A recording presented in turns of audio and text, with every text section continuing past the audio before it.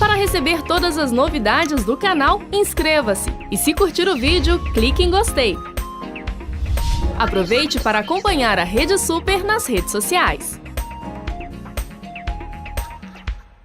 É momento de reflexão, de pensar no que temos feito Verdade. com a vida que Deus nos deu, não é mesmo? É verdade, é verdade. Às vezes, não ficar perdendo tempo com coisa pequena, não.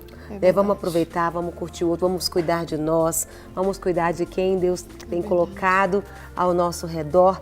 Fica perdendo tempo com picuinha, não, porque passa tudo muito rápido. Verdade, né, Carol? E a Bíblia fala que a gente vive a cada dia trazendo à nossa memória aquilo que nos traz a esperança. Isso. E a esperança, ela traz alegria à nossa vida, mesmo nos momentos difíceis, né? Essa reflexão deu até um friozinho, Carol. Não é fácil, Nossa, porque é uma difícil. certeza que nós vamos viver e nós vamos passar por isso. É verdade. E hoje, no De Tudo Um Pouco, né, Vanessa, nós vamos falar sobre a morte. A morte. E como nós cristãos devemos lidar com ela e com o luto. Nós recebemos a psicóloga Maria da Conceição César, nossa parceiríssima aqui, e a psicóloga Jane Teodoro, que vai estar aqui também. Muito bom dia, sejam muito bem-vindas. As duas que vai estar trabalhando aí, como a gente vai estar batendo um papo sobre os enlutados. A psicóloga Jane trabalha com os enlutados no Ministério Clínica da Alma, não é isso mesmo? Isso mesmo. Que bom, e vai nos ajudar muito. E além dessas duas profissionais, de primeira nós temos aqui o pastor Paulo Figueiredo, que há um mês, o filho dele, de 25 anos, ele morreu por intoxicação alimentar. Muito bom dia, seja muito bem-vindo, pastor. Obrigado, eu que agradeço essa oportunidade. Creio que através do nosso testemunho aqui, muitas vidas vão ser edificadas para a glória do Senhor Jesus. Amém, Com amém. certeza, amém. Não é fácil, né? Mas é possível. É Sempre verdade. nós passamos, né, gente, por situações tão difíceis na nossa vida. Mas eu acho que a gente tem a oportunidade de mostrar para as pessoas que estão nos assistindo que com Jesus a gente pode fazer a diferença. E Jesus em nós.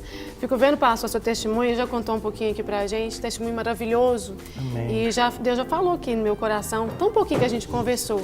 Eu tenho certeza, Carol, que esse testemunho, né, vai fazer diferença na vida de muitas Com pessoas. certeza. Eu queria começar pelos psicólogos falando sobre o ser humano. Nós não nascemos para morrer, nascemos para a vida. Falar um pouquinho dessa dificuldade que nós temos com as perdas. Como lidar? Porque fala, como cristão lidar com a morte? Mas a gente é ser humano do mesmo jeito que aquele que não é cristão, né? Então, como funciona isso para o nosso organismo, para o nosso corpo? Eu queria que vocês falassem um pouquinho. É interessante notar que, na verdade, nós não lidamos muito bem com essa ideia de morte, né? Exatamente porque o Senhor nos criou para sermos eternos.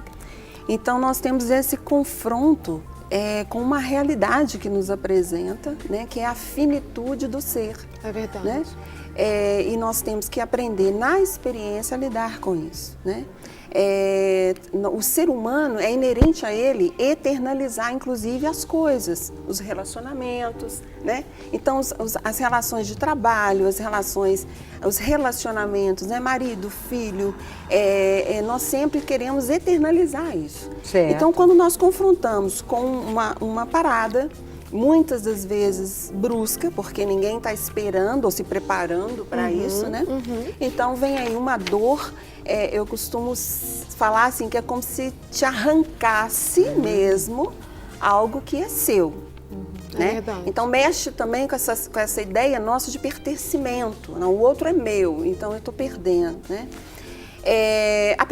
Eu vou falar um pouquinho da minha experiência. A primeira perda que eu tive é interessante, foi uma perda enquanto criança, mas foi um miquinho que eu tinha de estimação. Macaquinho. E era um macaquinho mesmo, de verdade, papai tinha me dado de presente. Então eu vivenciei aquele luto e foi muito bom, porque meu pai, enquanto sábio, ele deixou eu chorar, ele deixou eu gritar, ele acompanhou, nós fizemos um funeral para o Miquinho. Muito bom. Olha. Né? Enterramos o Miquinho. Quantos anos você tinha? 5 anos. Importante. Sepultamos o Miquinho no jardim, plantamos uma árvore diferente para o Miquinho. Né? Então, assim, isso é bom porque a morte, essa finitude, essa parada, ela faz parte da vida. É verdade. Né? Parece paradoxo, mas ela faz parte da vida. Então, inclusive até para as nossas crianças, filhos, é importante ir colocando e ensinando e deixando experimentar. Muitas vezes a gente vê pais que assim, o menino perdeu um gato, ele repõe outro. O menino perdeu um peixinho, ele repõe Às outro. vezes nem explica, né, o que E não é aconteceu assim. com o próprio animal. Exatamente, tem que deixar vivenciar, né, essa perda. Então, nós somos eternos, né, em Cristo, mas aqui existe um tempo. Eu costumo dizer que nós somos igual livro também, né? Tem livro de 5 páginas, né? Tem livro de 200. Né? Então, nós não sabemos, por isso que a palavra diz, né, Senhor, nos ensina a contar os nossos dias. Em que página que eu estou? É verdade. Mas, de qualquer forma, essa página é minha responsabilidade. É verdade. Né? Então, eu tenho que saber o que eu escrevo a cada página. E o Senhor ali, Ele vai, de alguma maneira, porque até algumas situações vai te sinalizando também. O Senhor é bom. É né? verdade. Então, mas nós temos que ter esse confronto com uma realidade, né? Até para a gente saber lidar com ela. Né? Agora, muito bom. Gostei demais dessa resposta. Vai ter tudo a ver com o nosso quadro Vida e Família de hoje. com Você deu um certeza. exemplo da sua infância, né? Tá bom. Mas, Jane, explica pra gente, quando ela fala que quando criança ela teve um momento ali de perda, que ela passou pela fase do luto, passou. O luto existe um tempo definido para ele acontecer e acabar, porque tem pessoas que às vezes perdem um ente querido e passa 3, 4 anos, a pessoa está em estado de depressão, angustiada. O luto tem fase, tem tempo para ele começar e tem meio, fim? Tem. A gente coloca 2 anos, né? Um período onde a pessoa pode trabalhar esse luto de uma maneira muito funcional. Né? A partir desse período de 2 anos, é colocado que a pessoa está num luto muito disfuncional, onde ela prolonga muito esse sofrimento, né? Que já não é dor mais, né? Mas é um sofrimento já onde não elaborou essa dor no momento que poderia ter sido elaborado. Né? Tem as fases do luto que a gente trabalha também, mas não é uma maneira muito certinha. Né? As pessoas podem ir e voltar em cada fase. E as fases? E as fases, Jane? Tem a primeira fase, que é a fase da negação, onde acontece aquele choque, né, Fala, da não notícia. acredito, não. Isso, não é possível, né, não está acontecendo, né? Isso, então existe essa primeira fase. Tem a segunda fase, que é a fase onde começa a ter uma melhor aceitação, mas acaba tendo uma negociação ou uma barganha, né, onde está muito mais relacionado a uma questão mais religiosa, né, pactos, promessas de querer a vida de novo, né, e, oh Deus, né, eu quero ter essa vida de novo, né, eu faço esse tipo de promessa, eu faço esse tipo de pacto. Tem um momento da depressão, né, onde começa a ficha realmente a cair, onde a pessoa tem uma tristeza muito grande, né, em relação a essa perda, e por fim a questão da aceitação, né, onde a pessoa passa por essas fases, vai elaborando essas fases, e a aceitação é realmente onde ela introjeta mesmo esse momento do luto, né, esse momento da perda. Jane, existe no meio desse desenvolvimento das fases, existe raiva também? É normal a pessoa ficar com raiva? Chateado com Deus? Por que Deus fez isso com a gente? Por que tinha que acontecer isso comigo, né? Por que não levou a mim, não o meu filho, né? Se eu tivesse feito isso. Então, às vezes até a raiva está muito relacionada à questão aos próprios médicos, enfermeiros, né? Eles não fizeram isso, eles não atenderam o meu filho. Vai justificando. Justificando. E até diante disso, então vamos para um caso concreto, né, Pastor Amém. Paulo? Tem um mês, né, muito pouco tempo que Sim. o senhor perdeu, né, um filho com 25 anos com uma intoxicação alimentar. Queria que o senhor contasse um pouquinho como foi que aconteceu e como vocês têm vivido dia a dia diante dessa circunstância que foi muito rápido, pegou de surpresa mesmo, não era algo, uma enfermidade que já tinha nem nada? Amém. O que acontece, o Guilherme ele chegou na semana toda, como eu disse, né? Ele comeu alimentos de verduras e assim, e omelete, e chegou na sexta-feira, no sábado à noite, ele estava sentindo uma inflamação na mão. Aí vomitou Você à noite. até falou, porque antes ele estava contando nos bastidores, né? Você Isso. falou que ele praticava esportes, né? Sim, ele era um jovem sadio, né? Ele Certo. corria, estava na academia, e assim, na semana ele se propôs ele mesmo se comer verdura, ele mesmo filmava e falava, ó, vocês têm que Uma ser... alimentação saudável. Exatamente. Ele falou assim, vocês têm que ser um jovem, vocês têm que ser pessoas comer igual eu, alimentar algo mais sadio, por quê? Para nós Entendi. prolongar os meus anos de vida, e ele estava querendo passar isso pra gente. para a família, que ele era um jovem que ele filmava tudo que ele fazia, ele gostava de filmar. Registrava. E registrava, exatamente. Então, enfim, ele chegou no sábado à noite e com a mão já estava começando a ser uma inflamação na mão. E assim, a gente deu para ele um anti-inflamatório e ele começou a vomitar a noite toda. Aí de manhã a gente levantou, ele estava bem. E assim, né, ele falou, não, estou bem, mas estou um pouquinho disposto. Aí eu fui para a igreja de manhã, isso já foi no domingo. E na hora que acabou o culto, meio-dia, minha filha me liga, Paloma, e fala, pai, o Guilherme está saindo umas manchas nele e tudo. Eu fui rapidinho para casa e ali na hora que eu liguei para o SAMU, estava mais agarrado, né? Porque hoje a gente sabe que a demanda é muito grande. É verdade. Eu falei, eu mesmo vou levar meu filho. Na hora que eu peguei ele para levá-lo, ele já não estava enxergando bem, né? A luz, falou, pai, eu não estou vendo. Coloquei-o no carro e levei. E tinha um jogo do Cruzeiro ali no Mineirão ali, e assim, estava tudo muito rápido, passar, né, pastor? Muito rápido. E não tinha como eu vir com ele para a Unimed, né? Pelo plano dele. Aí nós fomos fazer o primeiro atendimento dele em Venda Nova, numa UPA. Sim. E ali ao chegar, os médicos também ficou perdido, porque já começou a dar, deu nele ali um choque epilético, né? Porque essa bactéria, essa superbactéria, ela vai para o sangue. E ali ele começou a sair as manchas, já manchar os dedos, as pernas, e o médico muito assustado. E ali eu pude ficar com ele de 1h da tarde até às 6h, que foi o tempo que a Unimed liberou o carro para vir buscar ele, para levar ele para um hospital com mais recursos. Mas enfim, ali naquele momento, ele mesmo olhou e disse, né, pai, será que eu vou morrer? Eu falei com ele, filho, você é imortal, porque a palavra do Senhor diz que nós somos imortais, porque você conhece a palavra do Senhor. Você se lembra quando em 2001, quando eu fazia seminário, eu ali ensinava você a palavra do Senhor, dava um chocolate para você e para sua irmã, e assim, para vocês ir gravando a palavra do Senhor. E você lembra que as passagens todas que você gravou da Bíblia, de Salmo, de Romano, de tudo, ele lembra, pai. Então vamos relembrar. E ali nós começamos a citar salmos, a cantar, a louvar o Senhor. E assim ele ficou de pé, me abraçava, e assim os médicos, as enfermeiras filmavam, tiravam foto e achou aquilo, né, muito... Não era o comum, né, pastor? Não era comum, exato. Acontecer. E nós dois cantando, e eu me lembro de uma música que eu cantei ao ouvido dele, ele começou a cantar comigo assim, né? Eu não morrerei enquanto o Senhor não cumprir em mim. Aí nós fomos cantando junto, e assim, enfim, eu me vi na hora que veio às 18h, quando o carro da Unimed buscou, e eles examinaram, falaram, não, está muito grave. Quando levou ele diretamente, ele foi para o Hospital da Baleia, porque a Unimed não tinha leitos. Sim. E enfim, lá a Unimed pagou todo esse tratamento para estar no Baleia, mas ali já entubaram ele. E no passar, isso já foi no domingo, na segunda, eu fui lá na visita de 3 às 4h30 e às 21h, eu ia ali só pregar para ele. Ficava pregando, mesmo ele entubado, eu sabia que ele estava ouvindo a palavra do Senhor. Amém. Aí começou a nossa trajetória. Aí na terça-feira já estava muito ruim os braços, as bactérias já tomaram todos, os médicos já chamou a gente falando que tinha que amputar essas partes, né? E foi tudo muito rápido, pastor.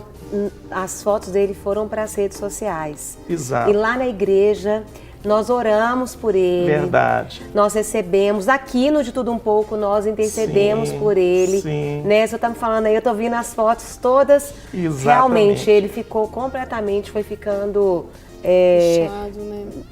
A pele, a cor da pele foi mudando. Foi sim. tudo muito rápido, né, pastor? Foi tudo muito rápido. E o que estava sustentando a família, o pastor Márcio me ligava e assim, né, eu creio, ele pôs a igreja toda para estar orando. Estávamos. E a gente, né, meu pastor César, pastora Zilma, e assim nós fizemos assim esse clamor diante do Senhor, mas crendo que a vontade do Senhor sempre é boa, perfeita e agradável. Porque nós sabemos que no Salmo 116, versículo 15, diz que o Senhor se agrada com a morte dos teus filhos. Então, para mim, né, um homem que eu tenho pregado o Evangelho do Senhor, tenho caminhado, né, eu falei com o Senhor, se o Senhor curar, o Senhor vai ser Deus na minha vida, da minha família, mas se o Senhor levar, o Senhor vai continuar sendo o mesmo Deus, nós vamos te amar da mesma forma. E ali nós começamos a trajetória, a dar testemunho para os médicos, para a enfermeira, a gente chegava ali, eles nos abraçavam, mas todo dia eu... E ali, estava ali todo dia pregando a palavra do Senhor. Chegou a ter algum quadro de melhora? Assim? Sim. Aí eu lembro de a gente ter esse retorno. Exatamente. Também. Chegou aí chegou o momento que os médicos falaram, agora vai ter que amputar, ou não tem jeito, os meninos. Aí nós decidimos, a família, ligamos até para o pastor Márcio, e eu falei com o médico, né? O senhor me garante, se eu amputar ele, o senhor vai trazer a vida para ele? Ele falou, não, nós não garantimos nada. Eu falei, então nós vamos crer na cura do Senhor. Né? Que o nosso Deus, né, se Ele tiver de curar, Ele vai curar ele por completo. Enfim, ali nós, né, eles aceitaram e nós continuamos, né, a orar. E ele falou, então, hoje, né, o quadro dele está muito ruim, nós não damos mais esperança. Isso foi assim, no 7º dia que ele estava ali. Aí nós entramos em oração, clamamos o Senhor, ele parou completamente, eles desligaram tudo. Mas no momento que nós começamos a orar, ele voltou completamente. Eu creio que foi um momento, né, que Deus deixou ele mais 13 dias. E ali começou a trajetória. A gente orando, buscando, dando testemunho na igreja e também ali para as pessoas que vinham. Muitas vezes eu era chamado para orar para crianças, porque ali o Baleia é um hospital com muitas crianças com câncer, pessoas, né? E ali muita gente viu muita cura, o Senhor fazendo, mas agradecendo sempre ao Senhor, mesmo vendo a situação do Guilherme, o meu filho, mas crendo que Ele sempre é Senhor das nossas vidas. Amém. E isso nos fortaleceu tanto, por estar ali cada dia trazendo o Evangelho. Fico vendo, pastor, assim, nesse testemunho seu, que é Jesus Amém. Que fez toda essa diferença. Porque tem pessoas que às vezes com uma situação tão menor, reclama, chora, fala mal de Deus, fala mal da vida, fala mal da família. E Jesus foi a sua força completa, né, pastor? Porque só Ele, isso é uma coisa sobrenatural. É só Jesus que faz um homem, uma mulher, uma família dar um testemunho desse. Isso é uma coisa irreal para quem não conhece o Senhor. E até para quem nos assiste, pastor, eu pergunto para o senhor, e aí eu quero que os psicólogos também falem. Quando um filho morre, ele foge à ordem natural das coisas. Verdade. Né? Porque normalmente é o mais velho e depois, como lidar com isso? Nós temos muitas pessoas nos assistindo. Hoje é considerado aí como o Dia dos Finados e tem muitas pessoas, né, vivendo essa dor. Como lidar com isso? Um pai perdendo o filho. Como tem sido isso para o senhor, para sua esposa, dia a dia? Bom, a princípio eu coloco que nós devemos viver a cada dia como se fosse o último dia da nossa vida. Porque cada dia, nós devemos a cada dia confiar no Senhor, esperar, né, nas promessas de Deus nas nossas vidas, e sim, como a gente tem conhecido a palavra de Deus.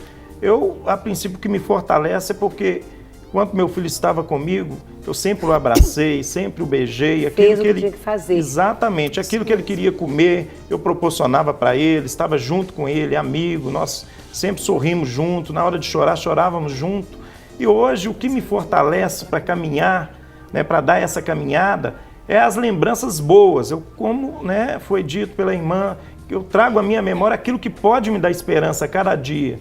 Né, as misericórdias do Senhor, que são as causas de nós não sermos consumidos. Eu sou grato a Deus porque, como presente do Senhor são os filhos, né, nós somos apenas mordomos para cuidar dos filhos. Então foi um momento que cuidou e eu creio, eu tenho minha consciência tranquila que eu cuidei muito bem.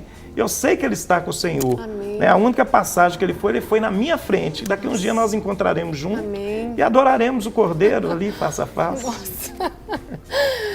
Amém. Respira fundo aí. Amém. Não é fácil. Quero fazer uma pergunta para o psicólogo Maria da Conceição. Me ajuda nessa pergunta aqui. Sueli, né? Jane Teodoro, porque tem uma pastora na nossa igreja que chama Sueli Teodoro. Eu estou olhando para ela e estou lembrando da Sueli. Beijo para a Sueli. Quando o pastor conta esse testemunho maravilhoso, ele fala assim, eu fui um bom pai para o meu filho. Eu cuidei dele. Então, hoje não tem culpa, porque eu fiz o meu melhor. Sim. Quem sabe, assim, tem alguém nos assistindo que perdeu alguém querido na família, mas enquanto essa pessoa estava viva, você não foi legal, não atendia os pedidos daquela pessoa, era rude, não foi carinhoso, não teve afeto, e hoje essa pessoa não está mais na sua casa, na sua família, e você fica aí corroído, né, por esse sentimento de culpa. Como superar isso? É o seguinte, existe uma necessidade, né, de auto-perdão, né? Por aquilo que eu fiz ou deixei de fazer. Inclusive, faz uma diferença muito grande no luto, em como vivencia o luto.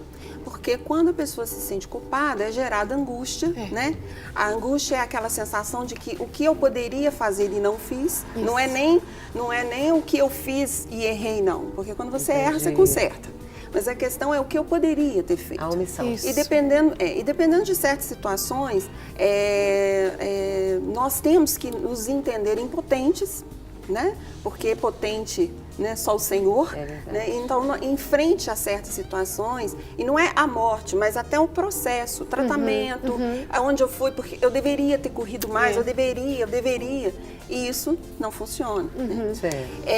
E é interessante, a palavra nos traz, eu estou lembrando agora de 3 tipos de luto que é muito interessante. Um foi Jó, né? E Deus deu, Deus tirou. O Jó acabou não vivenciando muito bem o luto dele. Né? É E verdade. tanto é que ele adoeceu.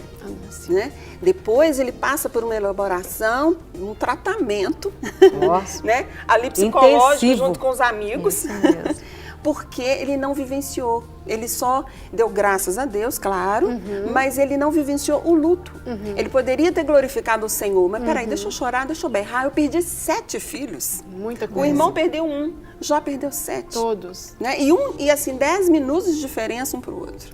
Então, você vê que foi um luto mal vivenciado. E acabou que Jó acabou adoecendo, me parece até com câncer, se a gente for ver, né, era úlceras pelo corpo e tal, então pode até ter sido um câncer. Davi chorou, berrou, fez jejum, fez tudo o que ele podia ter feito por aquele filho. Ele viveu. Quando o filho morre, ele vai tomar verdade. banho, vai alimentar, né? Quer dizer, foi um luto interessante do Davi, Verdade. né? Já é um outro luto diferente. Ele fez tudo o que ele podia ter feito e quando o filho, né? Falece. Até porque o Senhor já tinha avisado que ia levar mesmo, ele acalma, ele fica em paz. E Lázaro, né? Marta e Maria vivenciaram também um outro tipo de luto, desesperaram, né? Culparam a Jesus, porque se o Senhor tivesse chegado Isso aqui, não teria acontecido. né, ele não teria acontecido. Nosso Deus é Deus de 4 dias depois. É verdade. O tempo dele é diferente do nosso. Tanto é que ressuscitou Lázaro. 4 dias depois. 4 dias depois. Mas você vê que elas vivenciaram uma forma de luto diferente. Verdade. Mas é importante vivenciar o luto. Não tem tempo, né? Cada pessoa é um caso. Eu perdi minha mãe há 18 anos, perdi meu pai em maio desse ano e perdi meu esposo, vai fazer exatamente 4 anos nessa segunda-feira, né? Está fazendo. Então, assim, foram lutos diferentes também para mim, né? Sim. Foram perdas de morte, mas os lutos foram diferentes, né? Sofri cada luto de uma forma e vivenciei cada forma diferente. Em fases diferentes da vida também, Em fases né? diferentes. Agora existe o resgate, sabe, Vanessa? Deus nos permite resgates. Quando algo que nós não fizemos por um, a gente vai fazer por outro. Isso mesmo. E eu vi isso exatamente com a minha mãe, porque eu não morava em Belo Horizonte, então naquele momento dela eu não vivenciei muito, porque eu estava em outra cidade, com filhas e tudo mais, mas eu resgatei tudo no meu esposo. Isso. Quando Olha, ali, que importante. né, quando ele faleceu, o pessoal falou assim, vai fazer velório? Eu falei, eu velei ele a noite toda com ele ainda aqui. Então agora que ele faleceu, eu não faço questão. Né? Se a parentela dele fizer questão, tudo bem, nós vamos fazer. Mas o velar foi ainda com ele próximo de mim, né? Conversei, pedi perdão, ele pediu perdão, aquela coisa, a Entendi. despedida. Você viveu todo o processo. Vivi todo o processo até o final. E estava com ele quando ele cessou de respirar. Eu vi ele parando, sabe? E sem máquina, sem nada, porque foi em casa. Certo. Então foi tudo vivenciado, uma realidade. Dói demais, né? Mas nós precisamos vivenciar, porque senão continua doendo, É verdade. Verdade. né? E falando sobre isso, pastor, eu queria que o senhor deixasse assim uma frase para quem está nos assistindo, né? Pais que perderam filhos também, e nada melhor do que o senhor que tem autoridade para falar sobre isso. Né? A gente está encerrando com o senhor aqui, a gente quer agradecer, né, por vir e em tão pouco tempo ser usado como instrumento na vida das pessoas. Deixa uma frase para os pais que nos assistem agora. Amém. A frase que eu tenho para dizer é o que eu tomo de experiência para a minha vida. A palavra do Senhor nosso Deus, ela é remédio para o nosso corpo e vitamina para os nossos ossos. E quando nós pegamos a palavra de Deus, nós estamos firmados nessas promessas. Porque a promessa está ali, né? Eu estou bem certo que nem a morte, nem a vida, nem anjo, nem principado, nem poder, nem altura, e nenhuma criatura vai nos separar do amor de Deus. Quando nós estamos firmados na palavra do Senhor, não tem depressão, não tem ansiedade, não tem nada. Nós temos a confiança que nós estamos aqui somente como um instrumento. Os nossos filhos são somente herança do Senhor para nós cuidarmos, né, para o Senhor e sermos firmes a cada dia, saber que as promessas de Deus jamais serão frustradas nas nossas vidas quando nós confiamos completamente nele, porque a alegria do Senhor sim é a nossa força. Amém. Obrigada. Para receber todas as novidades do canal, inscreva-se e se curtir o vídeo, clique em gostei. Aproveite para acompanhar a Rede Super nas redes sociais.